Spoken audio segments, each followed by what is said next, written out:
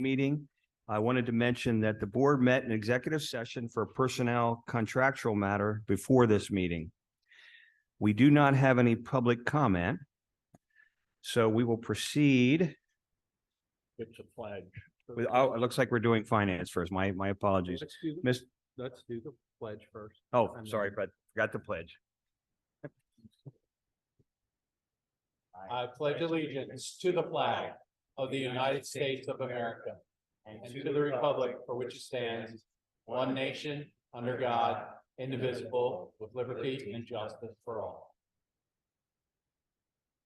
Mr. Mauer, you can go ahead and proceed. Maris. Mr. Mauer, I'm sorry. Yes. This has nothing to do with finance, but as board members read, the first day of school, I went around with Mr. Bremersky and we visited all of the buildings. So I just wanted to thank some people for all their hard work going on. And basically, they're all right there in the corner. Mrs. Melendez for the food service, just feeding all the kids the first day. We did stop in a couple cafeterias. For Mr. Graham, when we were going through the high school, the 10th graders were coming down to pick up their new iPads. And though I didn't check attendance, usually our classes are all like around 500 kids or more.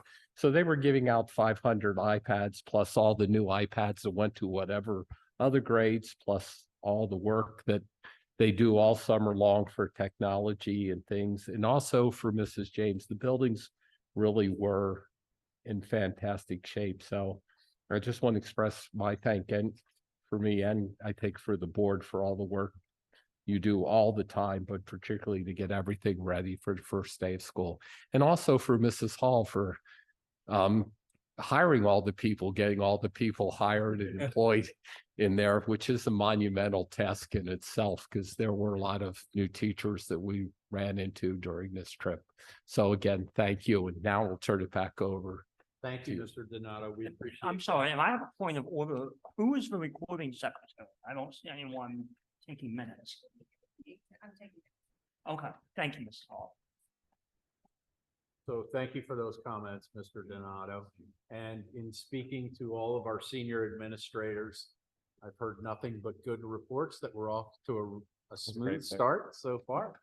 So keeping our fingers crossed and eye on the ball, we'll move forward. So first up on the agenda this evening for finances, Mrs. Melendez has an update for us on food services. So you get to be Lucky Pierre.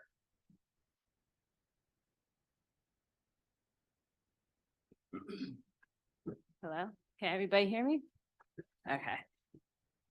So, 2000, oh, okay. No, so this is our, just a recap of, our finances last year.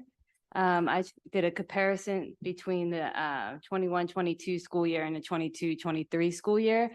21-22 was free to everybody due to COVID. So that means like we got the same reimbursement for every meal that we served. And then so that's why the reimbursement on the bottom is so much higher by 1.6 million. And then adult a la carte was down slightly, but we recovered through meal sales. So that means that they're eating more meals instead of snacks for the adults. So that's a good thing. And student a la carte went up as well. And then the reason you see a 0 in the total student lunch A column for 21-22 was because they were all free and the households didn't have to pay for meals. So that's why that's 0 there. And then when you look at the catering, there's a big difference there as well. 21-22, we had a couple LEAs on our application and we submitted them for reimbursement so they could also get free meals for their kids. And then when it went back to the traditional paid, free, and reduced in 22-23, we put them on a catering invoice. So that's why it's such a big increase there. And then also our interest went up in April of 2023. Prior to April, it was about $800 a month. And now it's close to $8,000 a month. And that is due to interest rate change with some type of bank account that I'm not entirely sure of. So, and then when profit and loss, there was a big difference, but still respectable. This year we ended at $660,000. So that's a good number. Yeah. And then goals for this. Can I ask a question? Sure. So is this a separate, explain to me the interest thing. I don't think I've seen this before for the food budget. Right, so it's interest income on her money market account where we have the food service funds. The Okay, interest rates have risen. so that's on significantly. what's in the fund balance for the food fund? So that goes into the, yes, into the enterprise fund. Okay. Yep.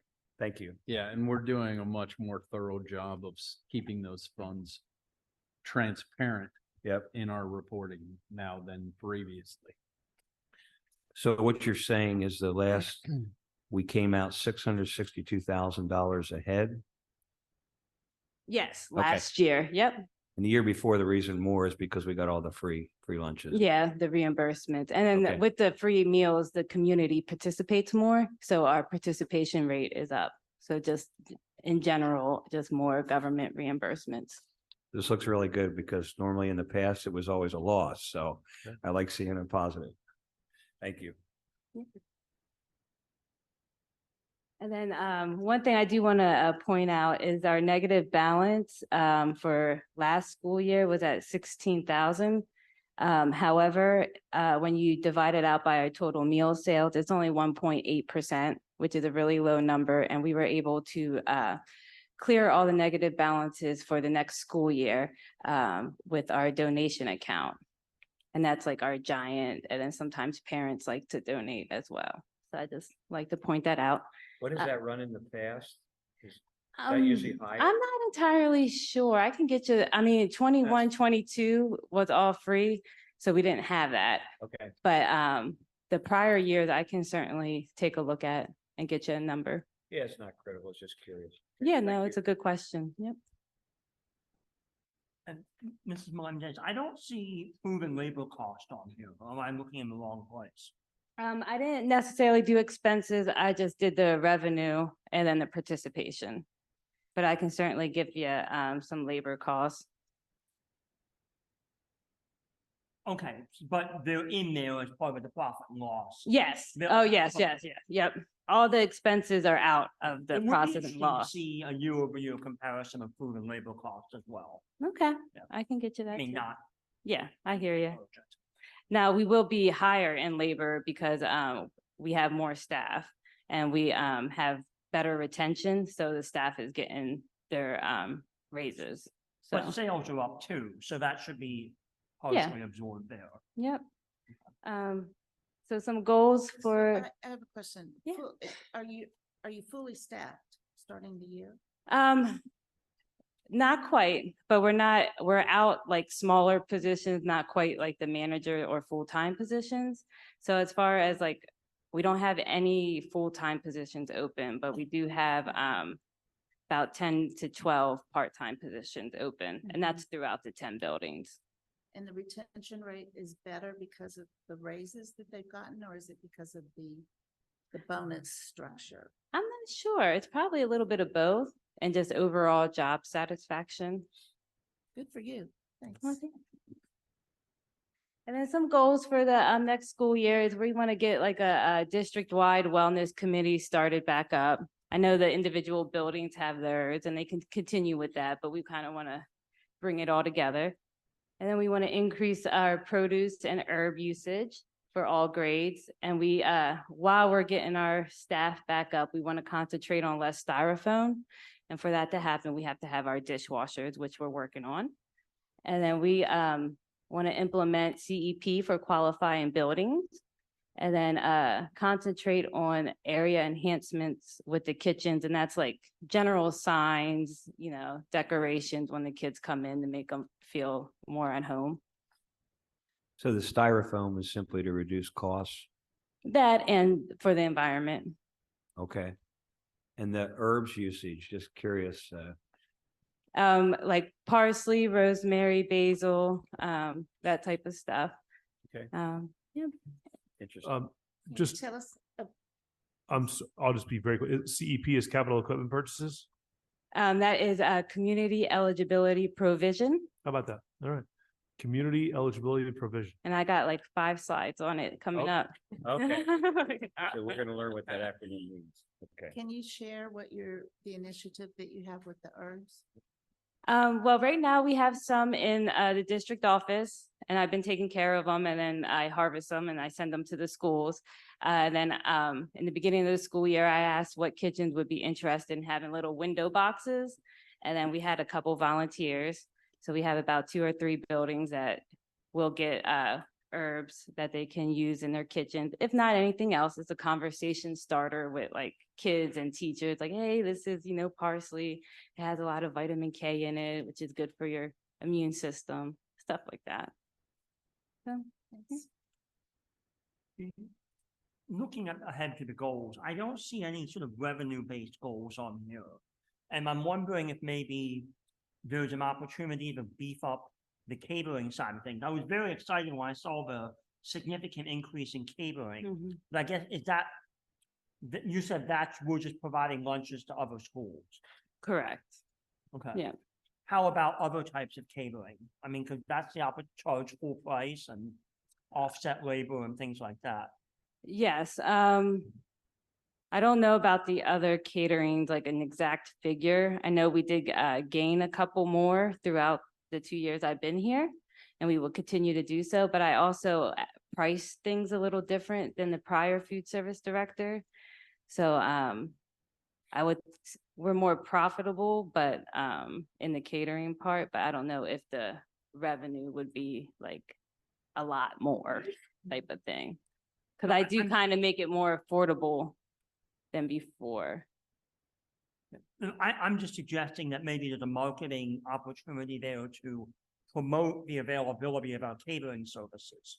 Yes, yep, I can certainly do that on the website and kind of put it out on the menu that it's available. If you would like, yeah.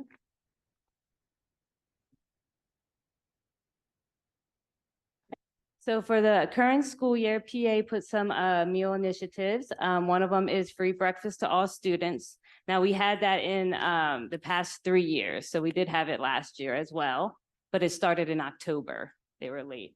And then if you are reduced eligibility, there's no cost there as well. And that the state is reimbursing us those funds. So community eligibility provision, once you are approved for it, it lasts 4 years. And we were able, well, first of all, what is it? The direct certification needs to be higher than 40%.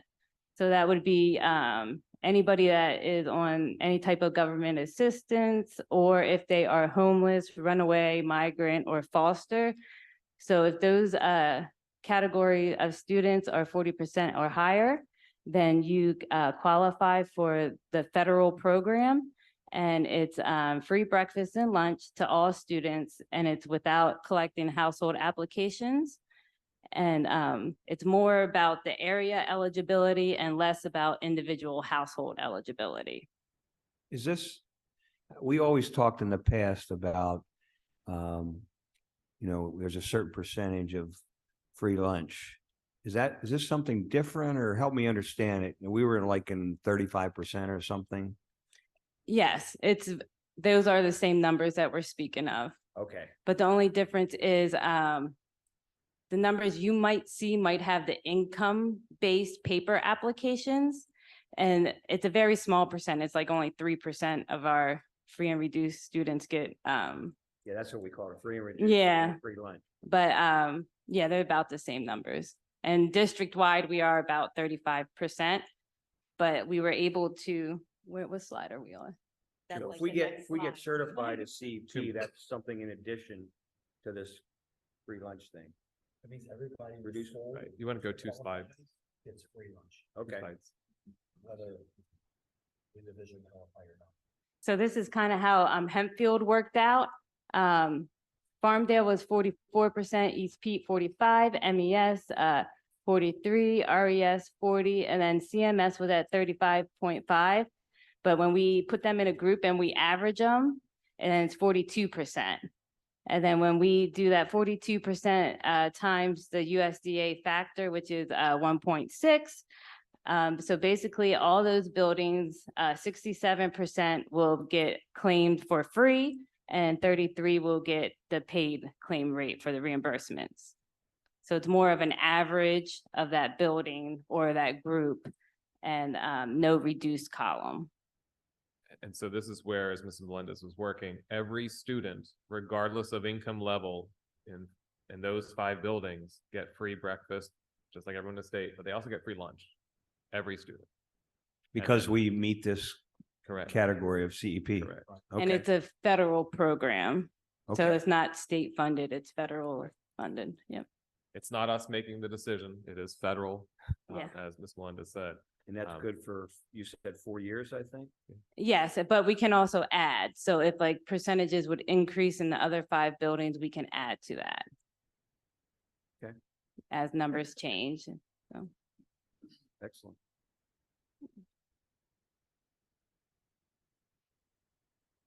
So some benefits is everybody gets to eat for free. It increases breakfast and lunch participation and it improves nutrition for disadvantaged students. And it simplifies meal counting and claiming. And then any accidental like identification issues of the eligibility is eliminated. And then it reduces paperwork and labor at the school district level. And it also helps with the student debt for the reduced and paid lunches because they're no longer paying for it. So. And when I did the reimbursements, we kind of split them out, the 67% and the 33%. And then basically we'll get a total reimbursement of roughly 2.6 million. And then the traditional one is below. So we do have 2 different pricing structures and we do have 2 different reimbursement structures. And just a quick glimpse at projections for next year. So reimbursements are going to go up. Catering might go down due to a lower count on our LEAs. And then our interest is going to go up significantly. And now the total student lunch what students pay for their meal is going to go down just due to the 5 buildings being all free. So the difference between this year and last year is going to be roughly $260,000 in the negative. But when I minus that from our profit of last year, we're still in the good of almost $400,000.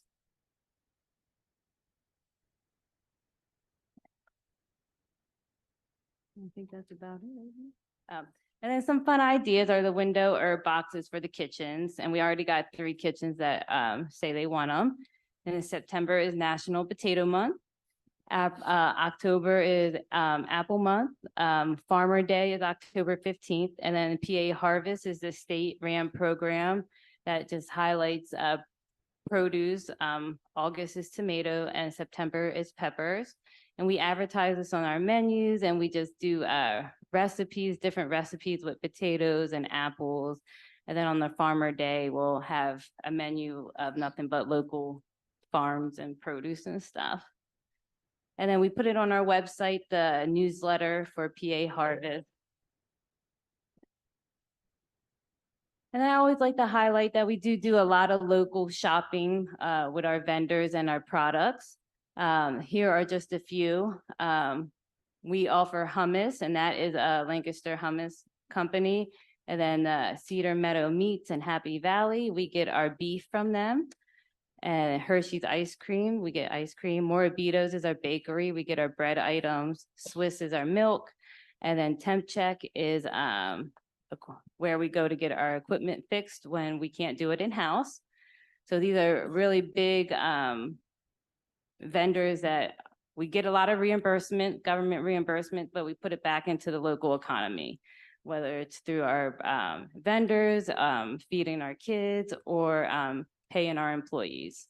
So it's kind of like a full circle of internal revenue for tax dollars.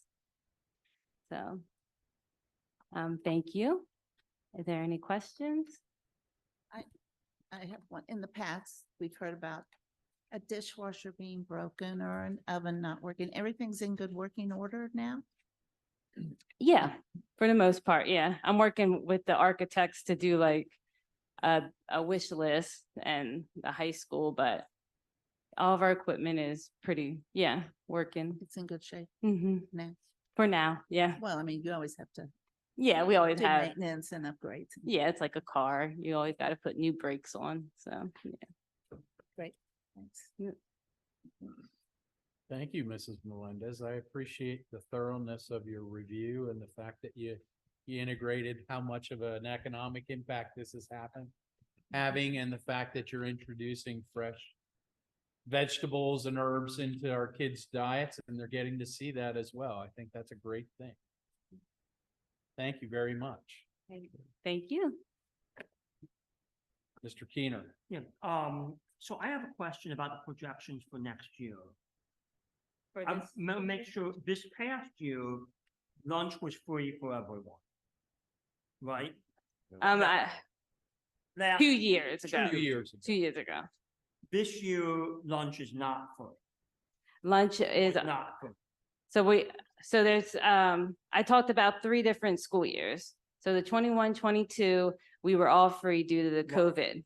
And then the past one was 22-23, which was more the traditional, the paid free and Right, reduced right. and applications. And then this school year, we have 5 of our buildings on the traditional, and then we have 5 of our buildings on the federal program of community eligibility provision. And those kids are all free. Okay, and the reimbursement rate, we get less money and reimbursements for people on the program than people who are not on the program pay. Correct? I'm sorry. Okay, so the buildings where the students are on the federal program, Okay. the money that we get to pay for those meals, Mhm. is that less per meal than people who are paying cash? would No, it's not. be? We Okay. get more in reimbursement than we do in the household paid stuff. The household paid meals, like the parents giving money and paying for that. So the reimbursement, if we want to go back to the reimbursement slide, you can kind of see the rates.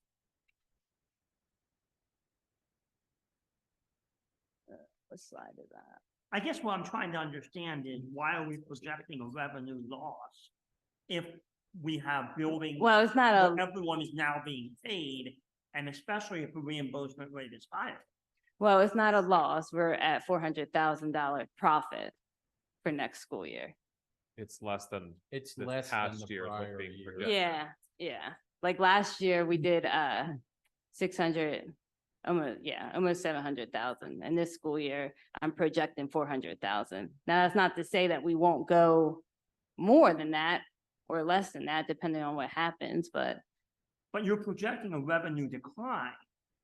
yes, there will be a decline from, good question. You have one. If you, no, I know what, no, you're 1,017,000. right. I'm sorry, Keener. and You you are right. have You're right. 1.3 million last year, so that's a decline in revenue. So the extra funds that we received in 22-23 for the supply chain, we received almost $200,000 for that. That was extra money that was given to us due to COVID. So you have that aggregated in. So that is, yeah, the government gave that to us and that went into the reimbursement last year. Okay, Yeah, so that's in that number of 2.5 million. That's included in that number. So that's not included in 23-24. No, we won't get any type of extra funding. And then it's also important to, think is the Keep Kids Fed Act, gave us an extra 40% in additional, reimbursements last year, and that's also going away. okay, but that's booked in the first column. with That's total booked in reimbursement. 22-23. That's all included in the reimbursement. Okay, I'm talking about the revenue columns, total student lunch aid, total student a la carte. You're projecting a revenue decline of about $300,000. Okay, so the lunch A cost, that is the cost that the family pays. So if if a family pays $2.70 for a lunch, that's where that cost goes. That's not a reimbursement. That's not anything from the government. That's what the family is paying. Right, That's out of pocket. So the reason why we have a loss of that is because the free kids are no longer paying that. So there's more. So of there's the 5 reimbursement buildings. Line, Mr. Keener, than there would have been because we're getting more kids having free lunches or reduced lunches. as So the case- out-of-pocket costs to the families are going down. okay. So the difference between 22-23, 23-24 reimbursement is 200,000 less in a COVID program, but more than offset in the increased reimbursement because of the enhanced free and reduced participation. That would be true. What? That would be true. Okay. Correct. And then how are we accounting for the increased breakfast in 23-24? Well, there was free breakfast last year, so I just used the last year's numbers for my projected, because Okay. there's really no change in that.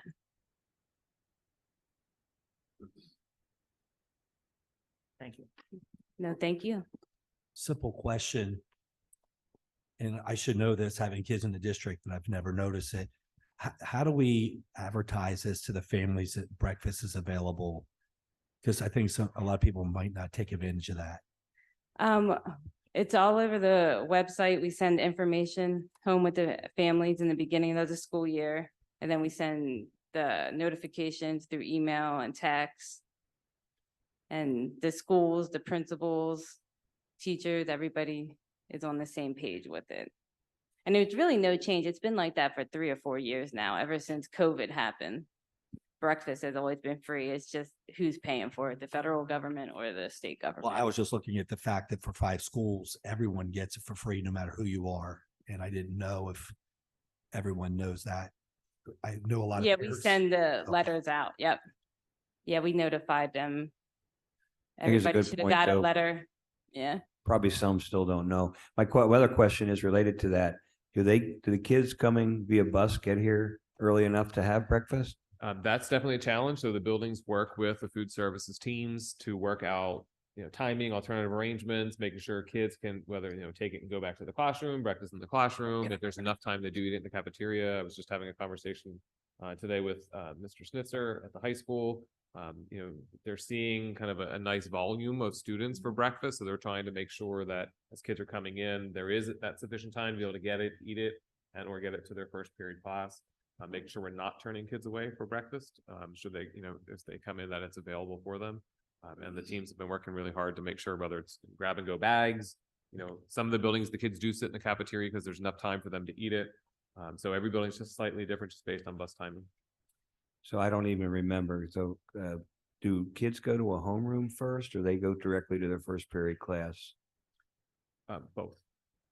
Okay, Depends Depends on the level. School. Yeah, on the level. okay. Could be both.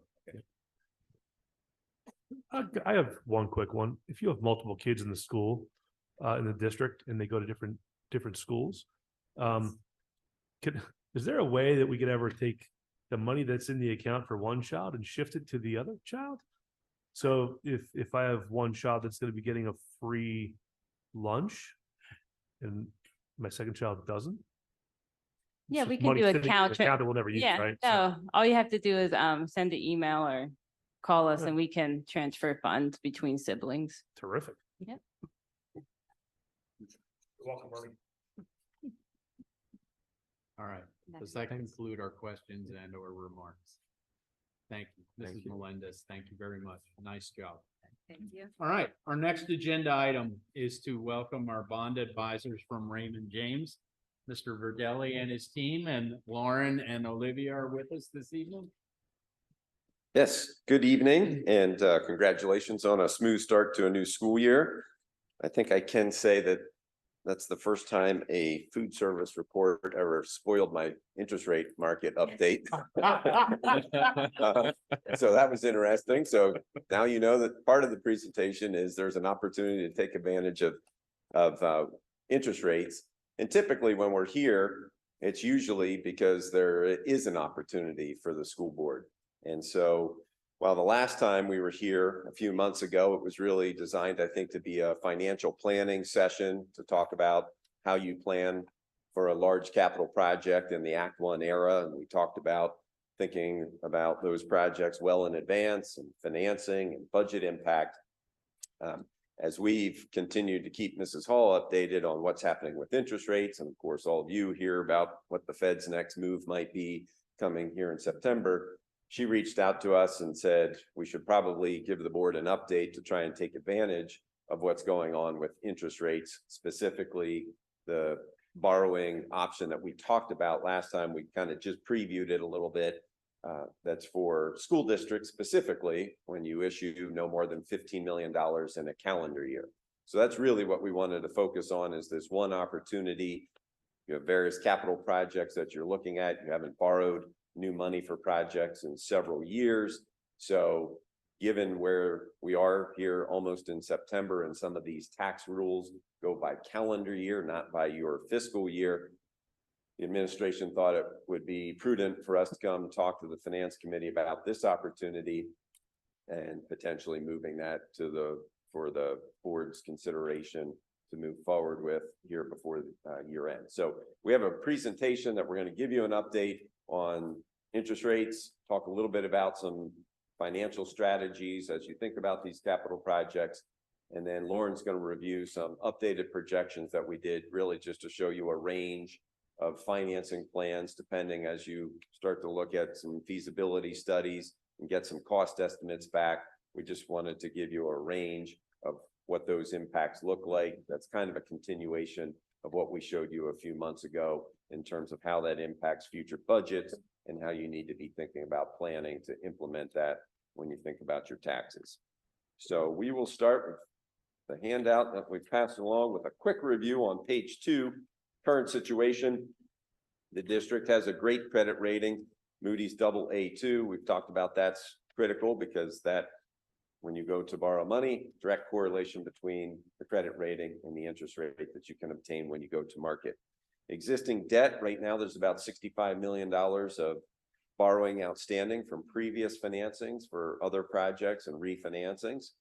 Lauren's going to review a little bit more on what that existing debt looks like by series. Remaining borrowing capacity, this is a number that we update every time you turn to a new fiscal year because the state's formula is a 3-year look back for some of the calculations. So currently your remaining borrowing capacity is $232 million. Financing projects in Act One, we've kind of talked about this extensively, but the quick reminder is that it's just imperative when you're thinking about large capital projects in this era, especially now when construction costs are about double what they were just a few years ago, that we think about good financial planning, implementing the budgets that really kind of look at what our future borrowing is going to look like and what's the impact of them. Basic rules, this one's just a good reminder, since we are talking about potentially borrowing some new money going forward here in the next couple of months, that you always have to have a reasonable expectation when you borrow money that you can spend 85% of it in a 3-year period. Okay. Timeline, anytime that you do authorize the team to proceed, we always say it's going to take us about 60 to 90 days to put the legal documents together, the offering documents that go out to investors, and actually implement a transaction and have a closing where the funds are delivered to the district's construction fund. Hey, Lou, can I ask a question? Yes. So construction costs double. So you're saying school construction is twice as much as it was a few years ago? Oh, we're certainly seeing that, construction costs, the estimates that we've seen at districts all around Pennsylvania, numbers, what somebody could build an elementary school for before COVID versus the numbers that we're hearing right now. So if a school was going to cost 50 million before COVID, it would cost 100 million now? Yep. Do we see that potentially dropping back at all, or do we? I'm not sure since Okay. I'm not in the construction trades, but typically when we ask architects and engineers and construction people, they say, well, prices typically don't go back down. They may just not go up as fast. Thanks. But we have seen that. We have done this type of financial planning for your neighbors in Chester County, some nearby other school districts where there was a lot of financial planning done and the estimate might have been for an elementary school that was supposed to cost 25 million and now bids are coming in and they're closer to 50 million. It's interesting because I'm on the front line with that. And I would have argued with Mr. Maris about a year ago about how they're going to come down. But what I am seeing, because we ship mostly building products, is a container that brought like plywood in from another country. That was running about $30,000 per container to be delivered and stripped. And that's down to less than $2,000 now for the same product. And transportation costs are way down. The only thing I don't see coming down right now is labor costs. Labor's been steadily increasing because of the shortage of labor for whatever reason. So I'm just curious to see when that's going to start changing because the demand for construction is definitely falling down between the cost, the interest rates increase, cost of financing, and the cost of the actual product. I'm not saying that it's came to the estimates of the architects yet. I'm just saying I'm seeing it now and it wasn't here 6 months ago. It's a good sign. I mean, it's an interesting question, right? Because are we seeing, is the data that Mr. Roselli is mentioning, is that a lagging indicator from the spike during and after COVID, which doesn't take into account some of the deflationary things that you're talking about, Mr. Barr? Well, freight rates alone, that's the most information or knowledge I have, are about a 10-year low. That's how much our freight rates have gone down, which is crazy. Domestic and international. Yeah, well, the international's even more, to be honest. The only place that they're having trouble is the stuff that comes from like Russia, like Russian birch and all the plywood. That's still very high because of our sanctions and also because what's going on, they're not being produced. But people have just found alternatives, and those have all came down.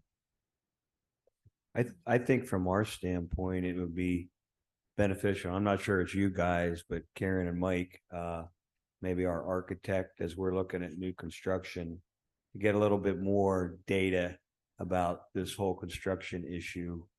In other words, he's just kind of throwing out a couple schools, but can we get more data to show where is it really going? Right. So next month, when they come to talk about the feasibility study, we'll talk about all of that. Okay, all right. That's going to be covered. Sounds good.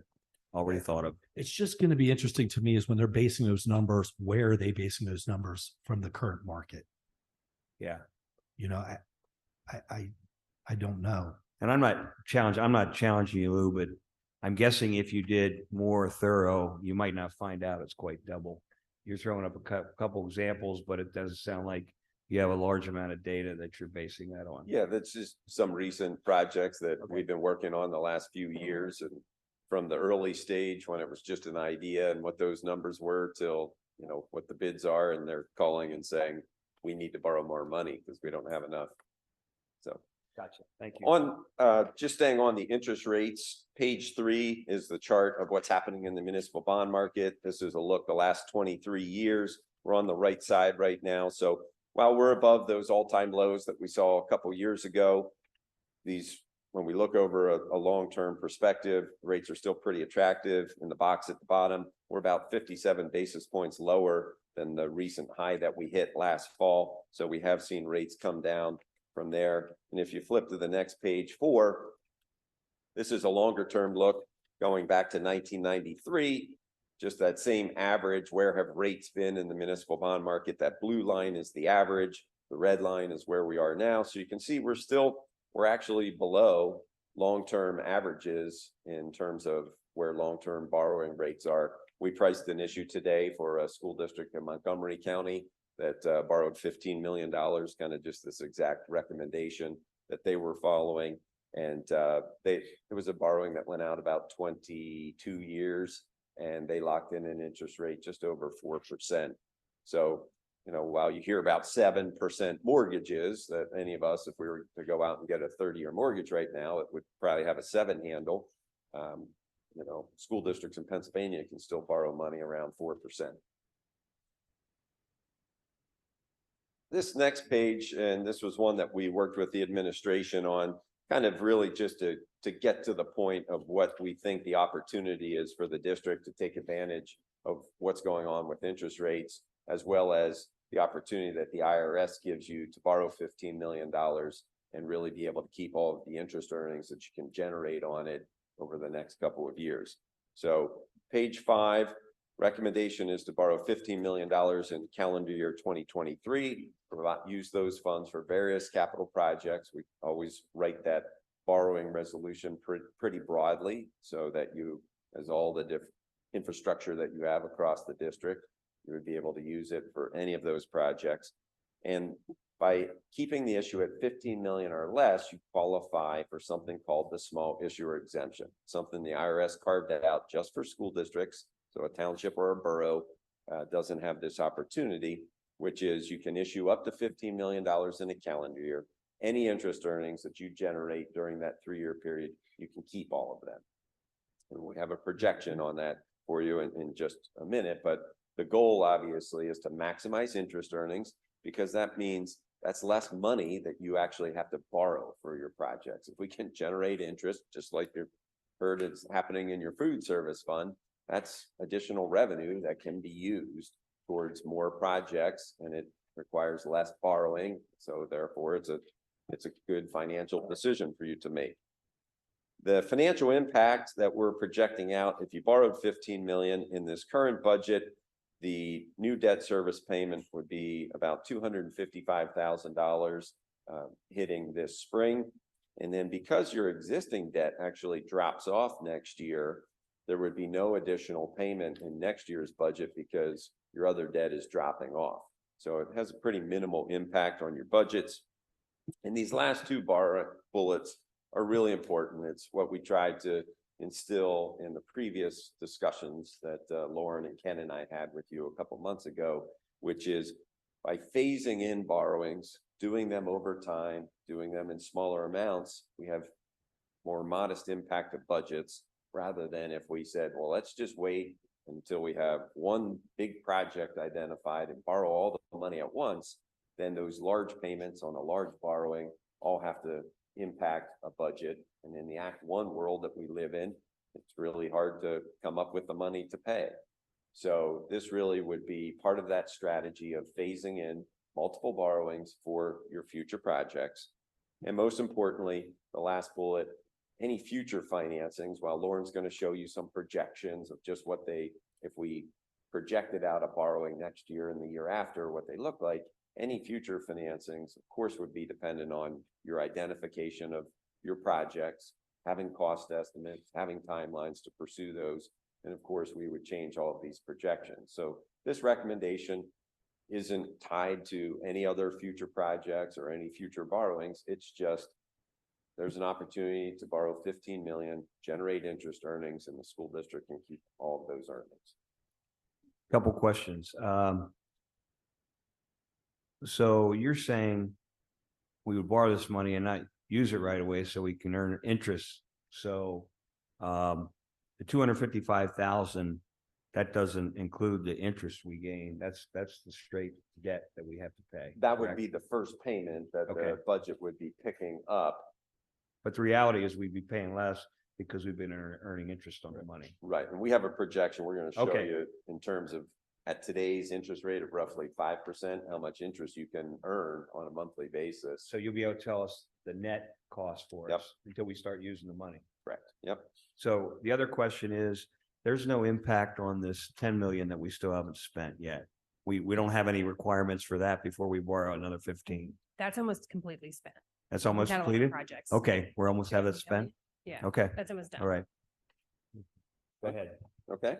On page 6, the last time we were here, we showed you a sample, and this was again kind of financial planning, that when you have big capital projects, how you really have to be diligent with the tax increases to keep up And we had shown you a sample from another district. Administration asked that we actually drop in your data. So this is showing what the Act One, the adjusted Act One index was, and what your previous tax increases have been over the last, going back to 2012.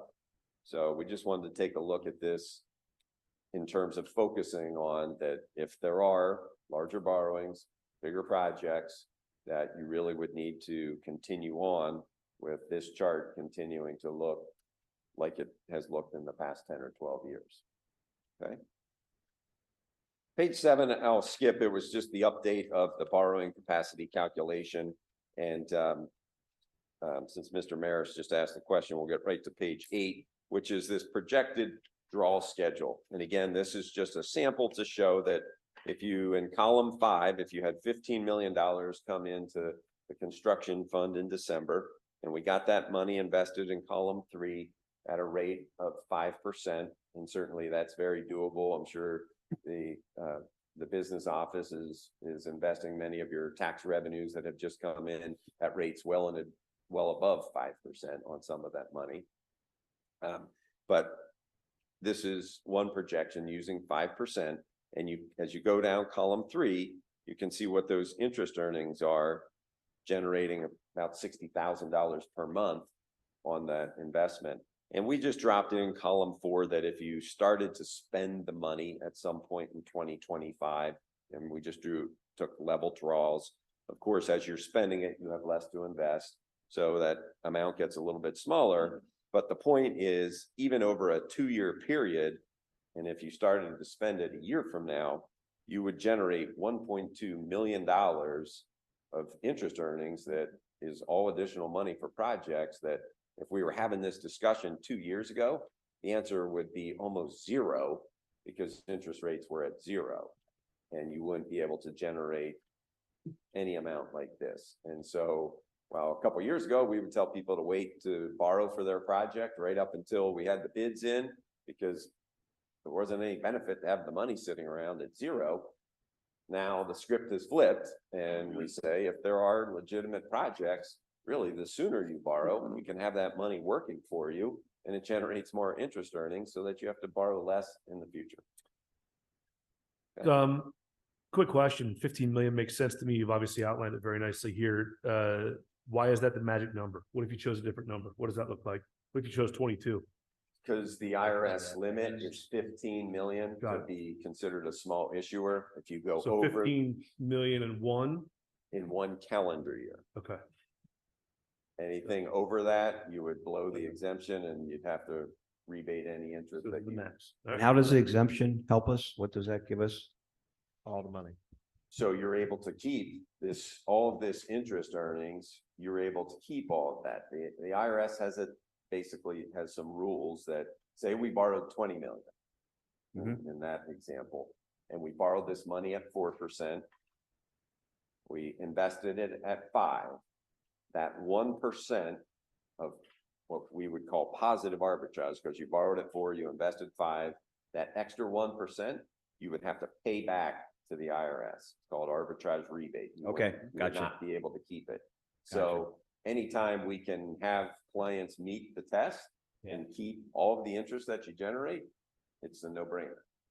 So even though we're gonna make more than we borrow in interest, we get to keep that initial money. Correct. Yeah. So make And sense that's, to do it. again, it's a carve out that the IRS put in just for school districts. They know you're building and capital intensive. So again, your local borough or township, they wouldn't be able to take advantage of it. The limit for them is 5 million per calendar year. This is a carve out just for school districts. They don't make us, let us do that for ourselves. We haven't, again, we have not been in this interest rate environment for 15 years when you could actually talk about positive arbitrage. This seems like a no-brainer. Does? So I'm going to turn it over to Lauren. She's going to walk you through the existing debt and some of these other projections that we put together. Thanks, Lou. Good evening, everybody. Before we talk about what it might look like to borrow, what are some pretty big numbers for the capital projects that you're going to be considering once your feasibility study comes in? We always find it beneficial to sort of set the stage with where do we stand currently? as it relates to debt. And Lou set the stage a little bit with that earlier in some of his bullet points, but we wanted to show you kind of pictorially where the district stands on existing debt before we add anything in. And so on this slide number 9, you can see the 7 issues that you currently have outstanding and the annual payments that are associated with each of those in columns 2 through 8. And it's important to note that, as Lou mentioned, there's a pretty aggressive pay down of your existing debt over the next 9 years, and then a fairly significant drop in the annual debt service amount in fiscal 32-33. So we're going to use that to our advantage when we look to structure future bond issues. Additionally, if you look toward the bottom to all the footnotes, you'll see that we really don't have any issues that are callable anytime in the foreseeable future. Really, we won't be talking about refinancing any debt until we get to 2026. And additionally, with the current federal guidelines with how you can refinance debt, we don't have the ability to refund bonds in advance of the call date anymore since the revision of the tax code in 2018. So we keep our eyes open for opportunities, but really no refinancing opportunities to be had right now. And this is a summary of all the actual principal and interest payments that are going out the door. But when we flip to the next page, page 10, then nets out the state reimbursement that you receive as a result of taking your prior construction projects through the PlanCon process. While new projects are no longer receiving PlanCon reimbursement, a lot of the old projects that the district undertook are receiving monies back from the state in the form of a subsidy for the principal and interest payments that you're making. And so this nets out those payments, and this is kind of the true cost of your debt. And you'll still see that we have that nice drop off in your debt service in fiscal 2032-33. Any questions on existing debt before we talk about, future capital project financings? Great. So the feasibility study and the decisions that this board makes will really inform what these studies will look like in the future as you decide what's important to you from a building and programmatic standpoint. That's going to drive how we lay these out in the future. But leading into that, we thought it would make sense that you at least see kind of a pro forma of what is this going to look like if we were to borrow. And we laid out 3 scenarios: 100 million, 150 million, and 200 million. Those are eye-popping numbers.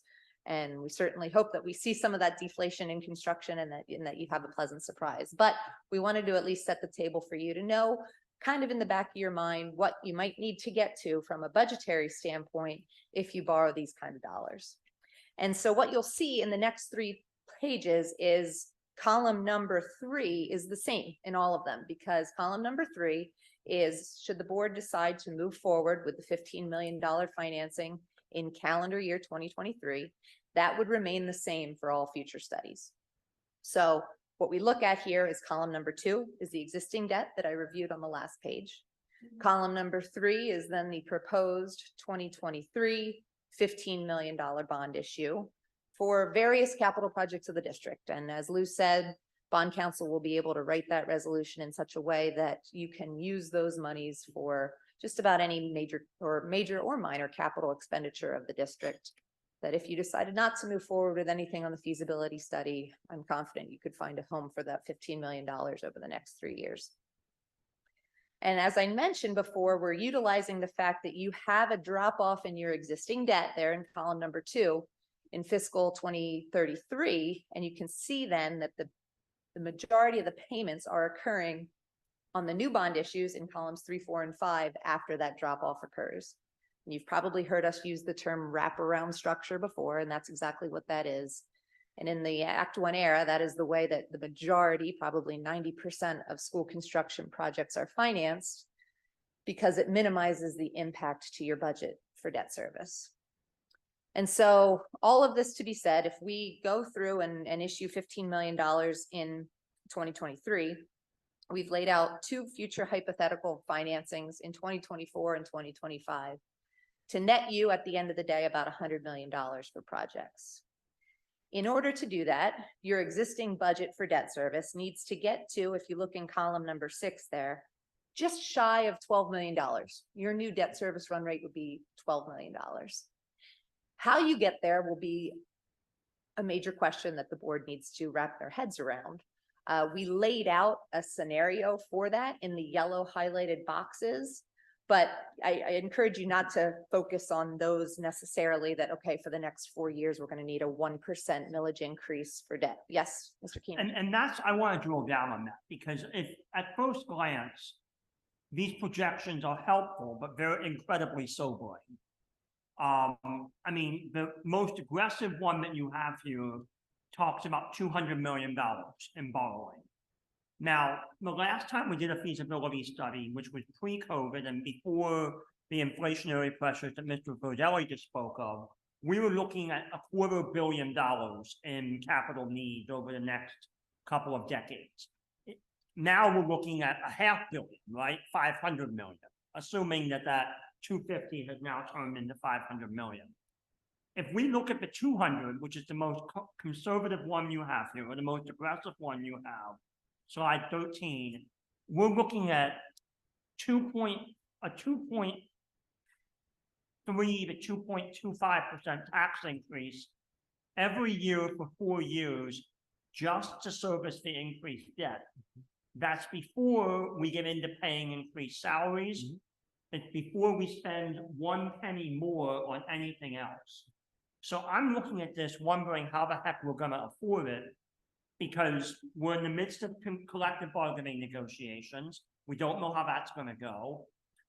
If we decide to give an increase, that's going to probably result in tax increases. We have this, I mean, I'm not seeing how you fit this within Act 1. And that's why I kind of caution you not to focus in too heavily on this is what it has to be in the yellow box. We have a number of school districts that we work with that, I mean, you're all living under the same rules and pressures here in the Commonwealth. More than likely, phasing in $200 million of projects probably wouldn't happen over 4 fiscal years. You would likely spread that millage impact out over a few more years, maybe even twice as many. And so that's something that we will work with your administration and this board and future boards to say, you know, and really it's going to be from a year-to-year basis. What can we afford to put in this year for millage, for debt service? And how do we, as a current board and future boards, how do we fit that into Act 1? And so really this is a snapshot in time, but more than likely you would stretch this millage phase in out a little longer, which has some drawbacks in that you might need a little bit more one-time cash to phase in those mills. If you're not putting them all in right away, you might need a little bit more of your own funds to kind of bootstrap yourself until you're fully funded from a millage perspective. But the most important, factor that we like to, encourage folks to look at, if we're looking at slide number 13, let's just go there, is that right now you're at about just over $8 million in debt service. 200 million, given these current projections, you're going to be just shy of 16.9 million. And the question is, how do you get there? It's probably not 0.4 of a mil or over 2% of a tax increase every year, because exactly to your point, Mr. Keener, there's a high likelihood that all the other pressures that your budget faces, that you wouldn't be able to commit that much of your index just to debt. So as But this, what if this number is actually 400 million? Right, that makes the problem. I hear what you're saying about spreading it out, but I will be very pleasantly surprised if this feasibility study comes back under 200 million. Right. I mean, it was 250 Well, million a couple years I'd ago. be careful not to speculate that you say throughout 250 million and 500 million. I mean, we're going to have to figure this out. We're going to have to do what we can afford. We're not necessarily going to do the Taj Mahal and do everything the feasibility study says we do. So I'd be careful when throwing out those numbers, because we can't afford 500 million, probably can't afford 250 million. Right. But we're going to have to decide based on the schools, the high school, what we can afford to do. I agree. I just don't want people to see this and you overlay this with data we've already seen, and it quickly looks like a very difficult budget to meet. Yeah. And I agree, Mr. Maris, that we don't know exactly what we're gonna see. I do know that pre-COVID, we saw $250 million. Well, that first feasibility study, I'm not sure we had it confirmed. I mean, that was very ballpark. Correct me if I'm wrong, Mr. No, Roberski. I think the hard part moving forward is kind of what Lauren was talking about. It is going to be about priorities and decision making. Because at the end of the day, our total borrowing capacity is $232 million. Correct. So you're not gonna be able to see anything, any borrowing above 232 million. That's correct. And one question, that as a board would need to discuss is, do you want to go to your borrowing capacity for one major project and then not leave yourself open to anything else in the future? So it's going to have to be a kind of a back and forth conversation and a lot more in-depth conversation with Lou, Lauren, Olivia, and the entire team. Like, what does this look like financially, strategically, and how do we do this to accomplish what we need to get done from a priority standpoint? And I think this is good to see, so we know our limitations. This is based on, these are all based on what, a bond rate of what, 4%? It's based on current interest rates. So yeah. And the probably reality is, depending so on the that, 4 to that 5. bond rate could come down in a year or two. It could. To 2 or We see the- 3% to make this dramatically different, correct? So, And I think, and that's, Mr. Maris, to that point is, we're going to keep bringing you opportunities as you march down this path when they make sense, which is why we wanted to get in front of you before calendar year 2023 sunset to say, hey, there's this opportunity out there. You're going to make, some extra interest earnings on it that you get to keep in your pocket, which are a drop in the bucket compared to whatever the number is, 100 million, 200 million. But it's an opportunity, and parts are parts, and that's why you folks are sitting up here and making those hard decisions. But having this in your back pocket, I think, is really helpful as you go into this discussion. But the important takeaway is we're going to do something that makes a lot of financial sense here in calendar 2023, should the board decide to go down that path. How much time do we have?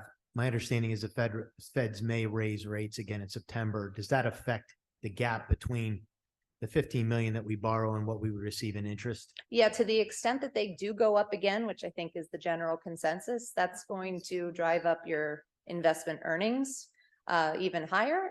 To the, how much it's going to affect the long-term borrowing rate probably isn't a whole lot, because the market has already built in another Fed increase. So our hope would be that the borrowing rates kind of hang in there where we're seeing right now. We've been seeing a pretty good trading range here over the last 60 days, but those investment rates are really pegged to what the Fed does. So if we see that increase, our recommendation would be, depending on when we would price and settle the bonds, is to wait until we see what that Fed action is to actually lock up any sort of investment strategy on the construction funds. Because I think it comes back to the fact that I don't need any more explanation to see that this is a no-brainer. I mean, Yeah. It's passive, which is why I consider passive income. And right now, there's slight risk to that, but it's not high risk.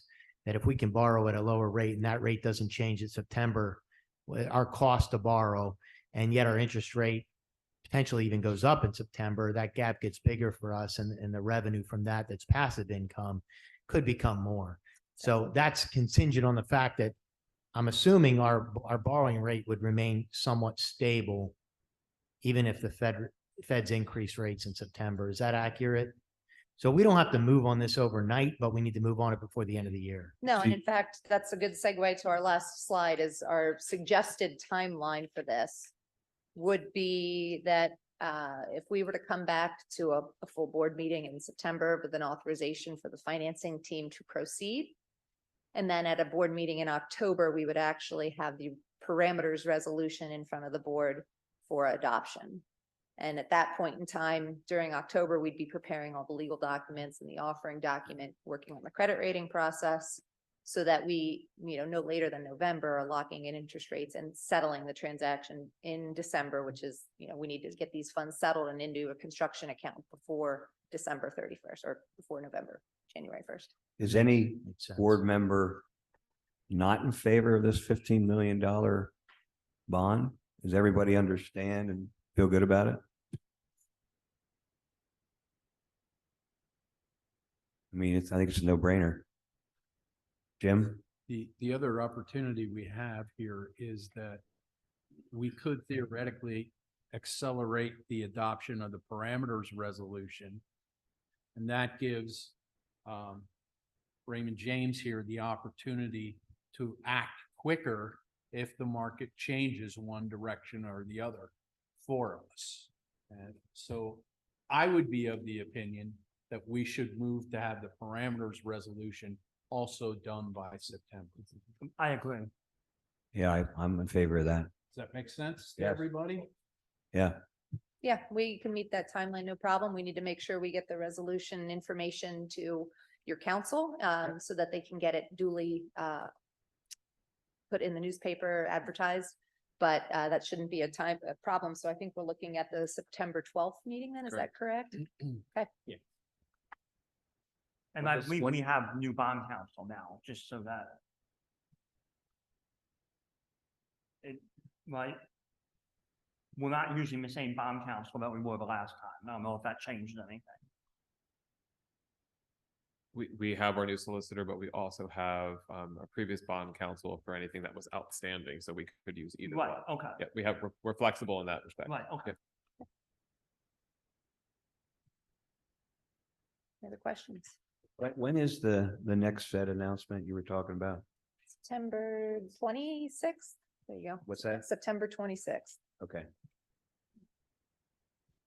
Does that make sense?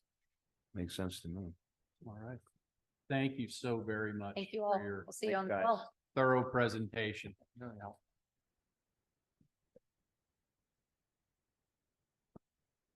All right, next item on this evening's agenda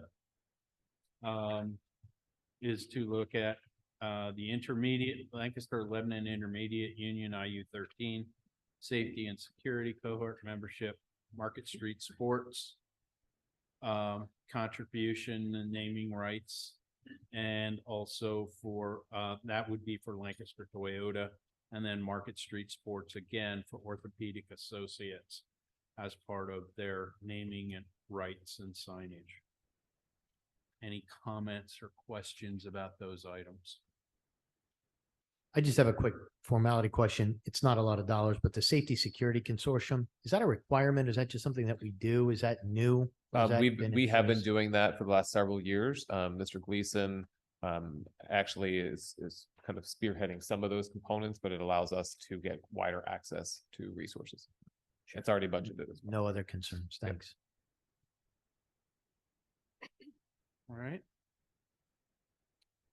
So then moving on to financial items, then we have personnel. We have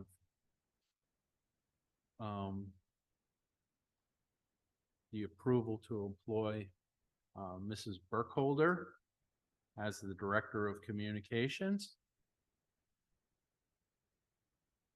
May I have do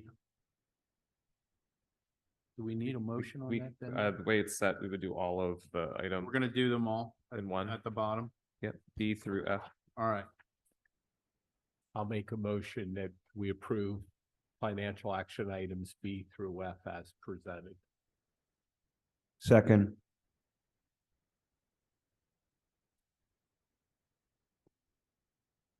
Any questions or discussion? I just have a quick question about the audit engagement letter. This is the same firm we used last year, I believe. Correct? So Weren't there some concerns? Maybe it was with the presentation. I don't know. I'm remembering something.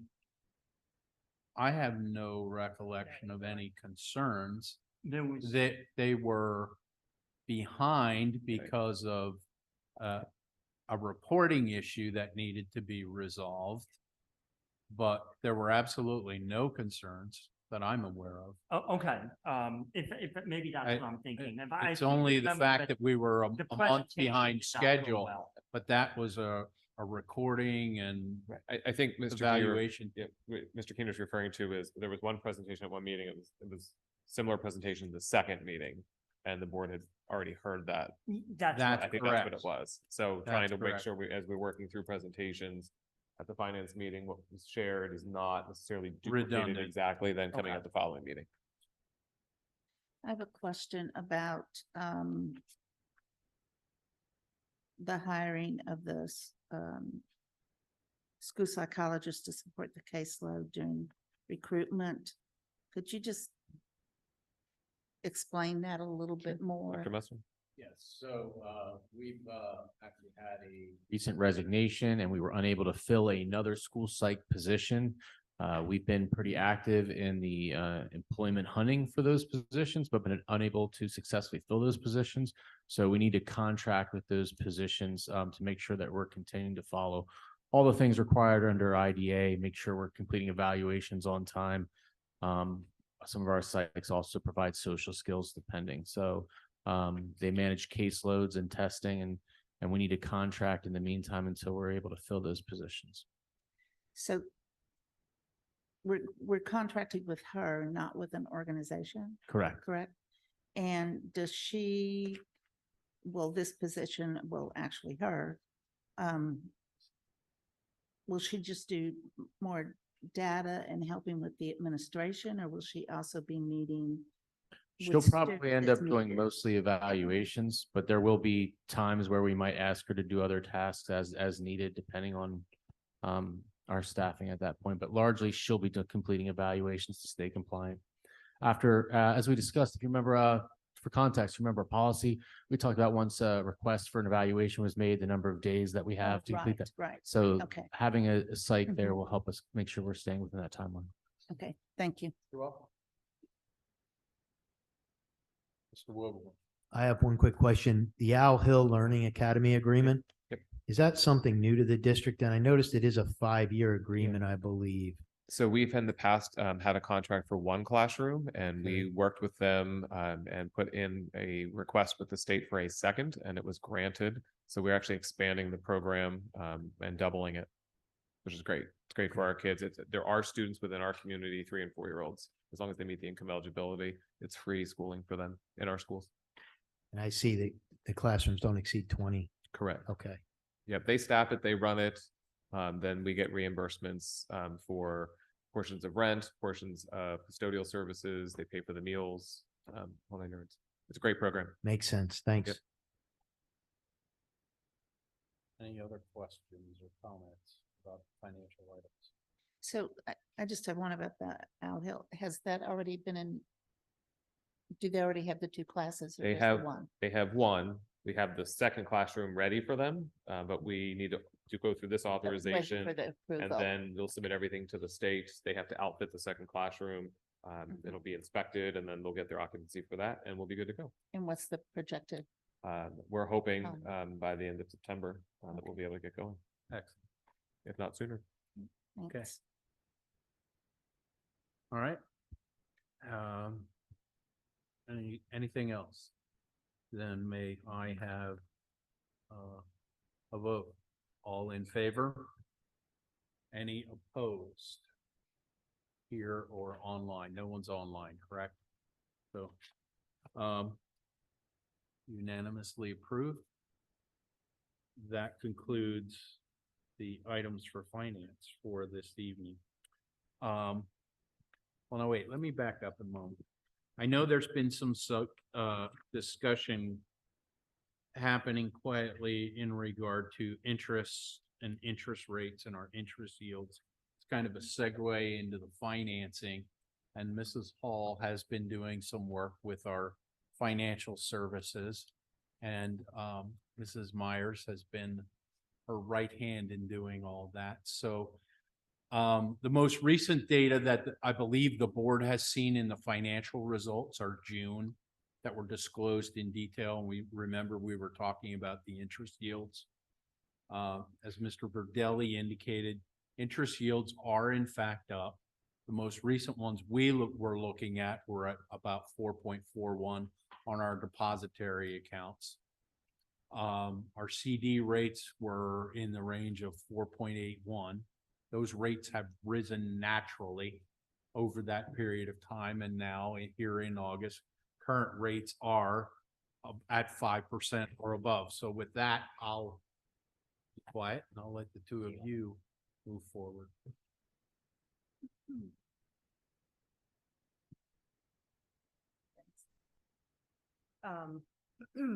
Yeah, so for those of you who may not know me, because I'm not at a lot of these meetings, I am Kate Myers. I'm the Assistant Business Manager. Mrs. Myers, could you lean in a little? Thank you.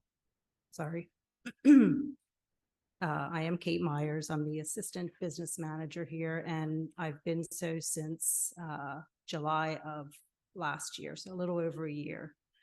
Although I've been with the district almost 19 years, so I've been around. I officially took over as the investment officer on 7/1/23 this year, but have been monitoring cash since Mr. Brooks retired in March. I've taken out 3 6-month, $10 million CDs in the last several months, earning interest rates of 4.8, 4.9, and 5%. I need to tier our investments so that we have liquidity. I move excess cash to our money market accounts regularly. We were earning interest of 1.36% in July of 2022. And as of July of 2023, we're up to 4.59%. So that's a 238% increase in the last year. Our money market rate as of today is 4.85%. I communicate with FNB on a regular basis, and their goal is to have one bank for all our treasury management needs. They monitor Fed increases and adjust our rates to stay highly competitive. FNB values our relationship, and they are committed to giving us good rates to keep our business. We are looking at some other options, treasury bills, but they charge processing fees of 20 to 30 basis points, which reduces our overall earnings. Treasury bills have not been done here at Hempfield in 9 or 10 years. We are also looking at Pliget and Peaslaf, but Mr. Brooks, when he was here, he had moved the majority of our funds out of those accounts and into FNB. I'm sorry, Mrs. Myers, you said it would be helpful to move it in the municipal fund or not? We're looking at it, Pliget Okay. and Peaslaf. What is that paying currently? I don't have that. I think they're pretty close to what we're earning on our money market and CD rates, but I don't have their exact rates. That's kind of just overall what I'm doing. So anybody have any From the questions? perspective of the board, I think it's important for us to understand that since Mr. Brooks has left, we now have an investment officer who is looking at our cash flow and our cash flow data and our investment opportunities. And they are specifically looking for opportunities to increase our financial yields. And the laddering of financial instruments for us is extremely beneficial. And this is right now, and it's the most critical time for us right now, because now is max revenue collection time. And for the benefit of the board, the vast majority of our collections, over 95% of our collections, are done in the month of September. So unlike many other school districts, we don't have a delinquency issue where we're chasing after the majority of our funds. So we have a large inflow of cash now. And as these peak investment opportunities arise, Karen and Mrs. Myers are going to be paying attention. And they'll be making investment decisions on behalf of the district. They're authorized as officers to do that, to get the best yields for us. And you'll see the transparency of that now moving forward, because our financial reports never disclosed that information before. So it's good that we're seeing that, and obviously that the questions come up. But I just want to assure the board that we have a structure in place from the financial perspective, and we have people who are paying attention. Any other questions? Mr. Not a Barr? question, just a statement. It's reassuring to know that that's being monitored so closely and so often. I haven't witnessed that in the private sector that often. Yeah. So I like I said, it's reassuring. Thank you. Yeah, and there are restrictions that we have on what kind of financial instruments we can go into, unlike when I had it in the private sector, I basically had the freedom to go buy stocks and bonds if I wanted to with excess cash resources. As a public entity, we don't have that capability. We have certain restrictions. T-bills are basically the highest level yielding instrument that theoretically we have access to. But as was indicated, there are costs and fees associated with that. So CDs, typically with a big institution like FNB, and creating a laddered or staggered approach, whatever you want to call it, or layered approach, is very effective because we need cash, obviously, in increments.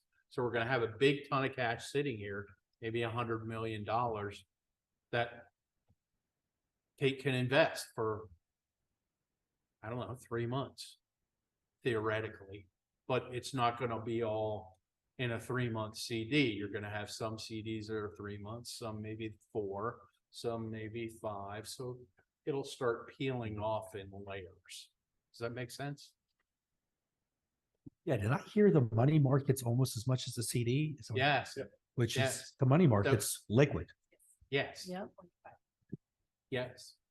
So those yields have narrowed in between, and with the fee structures on T-bonds being up here, they're a little bit higher, but typically you're getting the higher rates on longer maturity issues like 9 or 13 or 16-month treasuries out there. And we don't have that flexibility. We have to be in that short-term market and laddered structure. So that is part of a limitation for us. Yeah. Mrs. Meyer, the Pennsylvania local government, the liquid asset fund is currently between 5.14 and 5.49. It's been, or the 7-day as of today. Okay.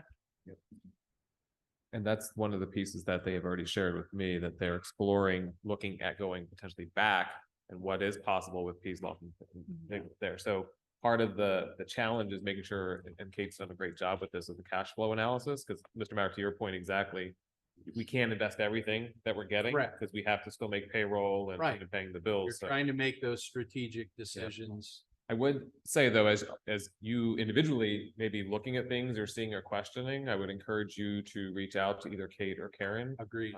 Share those things that you're seeing, ask those questions to kind of, hey, have you looked at this, or is this even possible for us?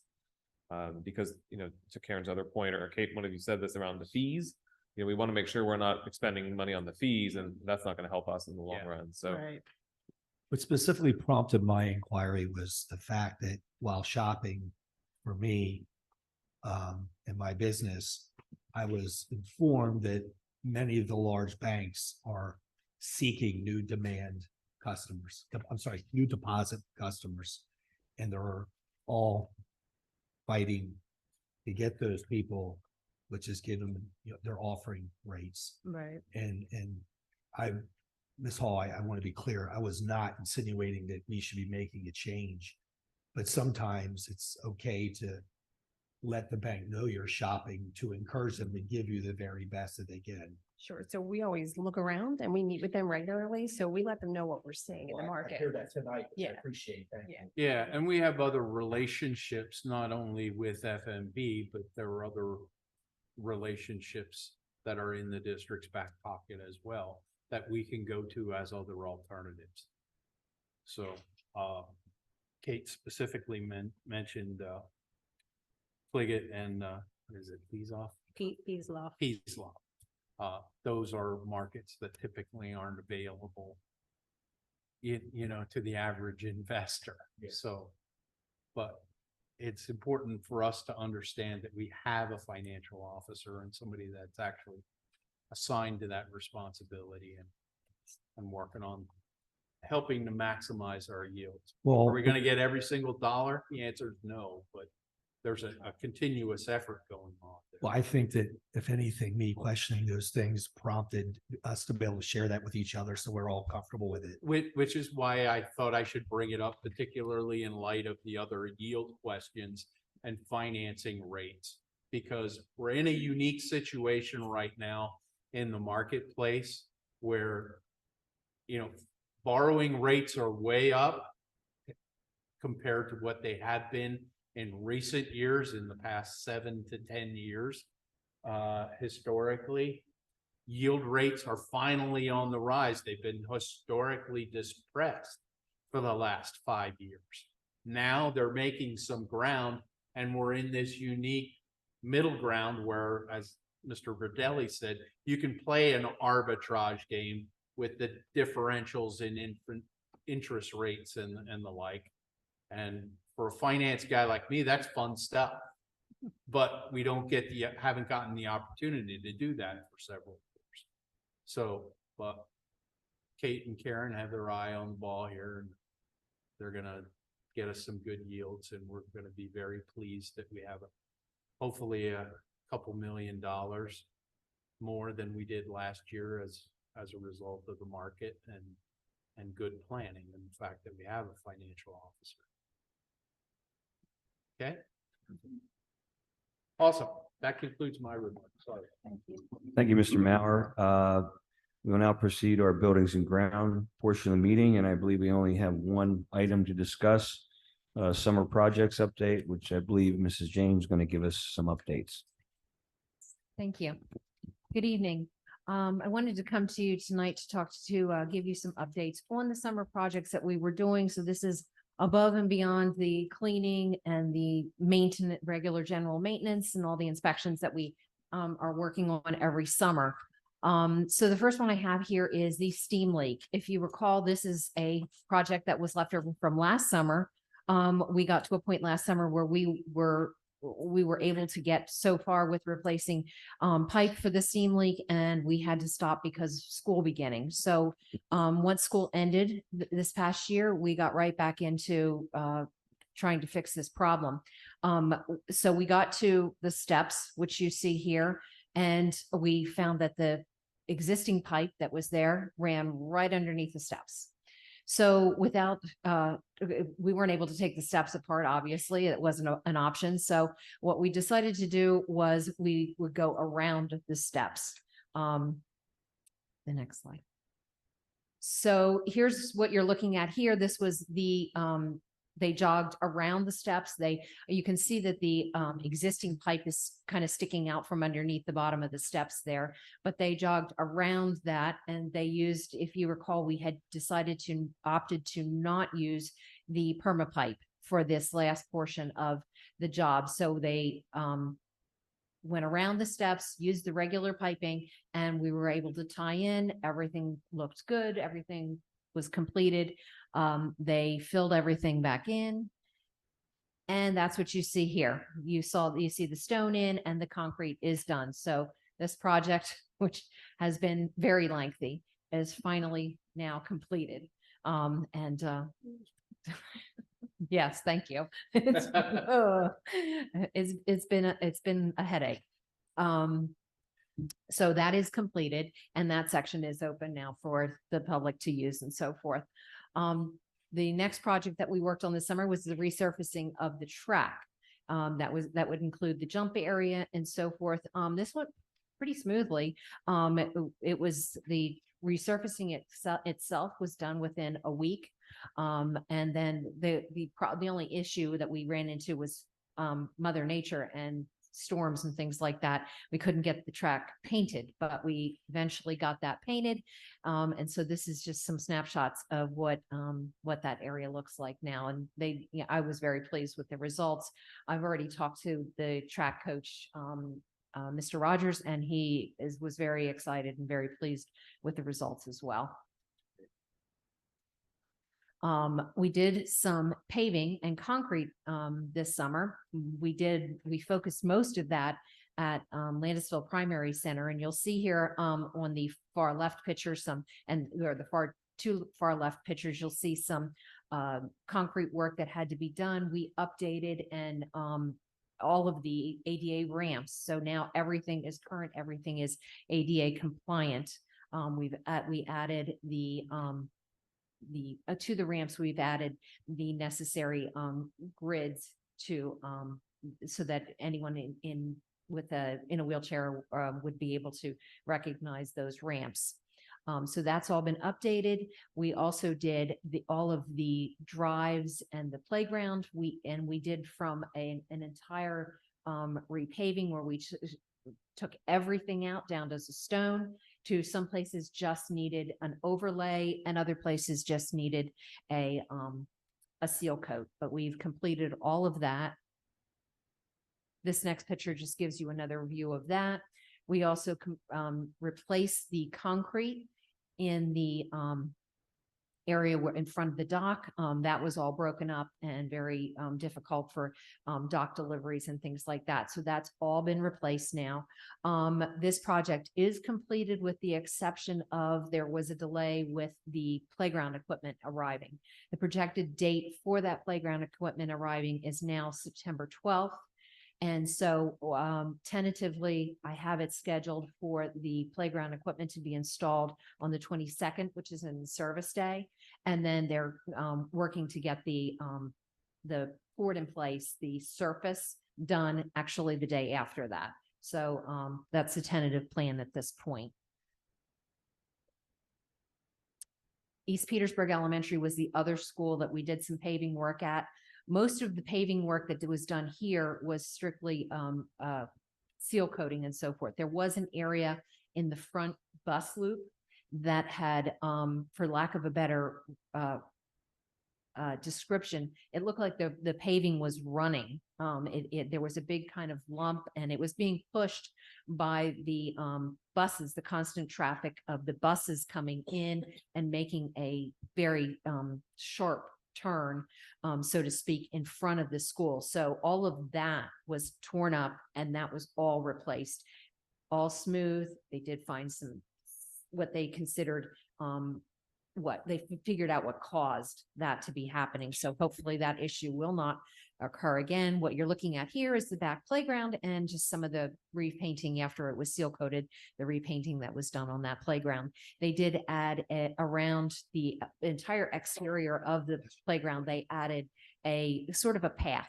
for folks to, if they're interested in just walking and that sort of thing. There's a path that was, it wasn't added onto the playground, but it was painted onto the playground, the existing playground that was there.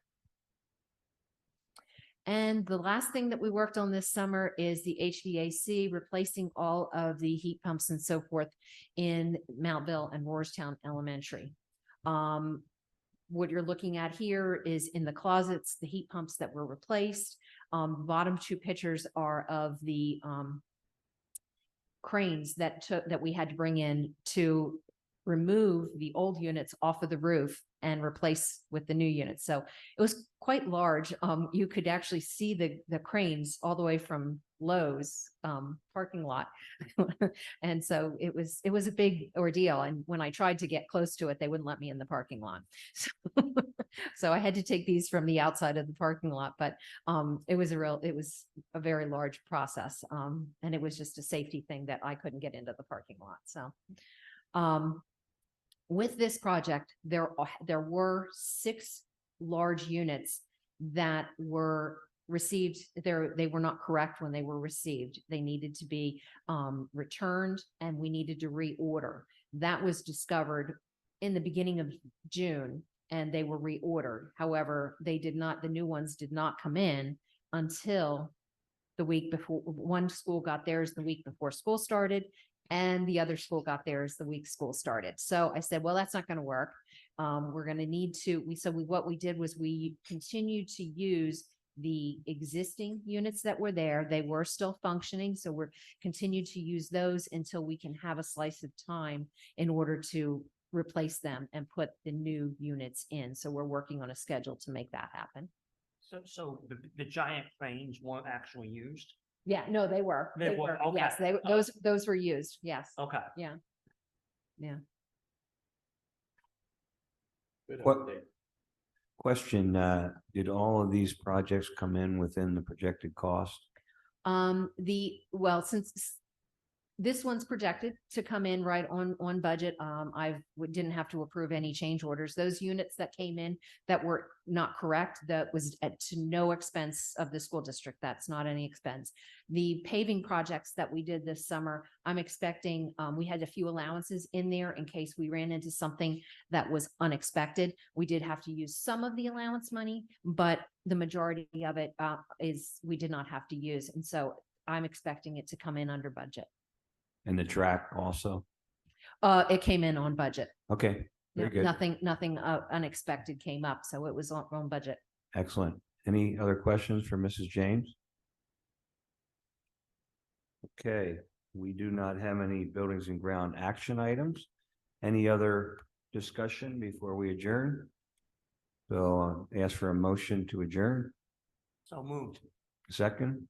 Somebody give me a second, okay? Thank you. Meeting adjourned. Thank you, everyone.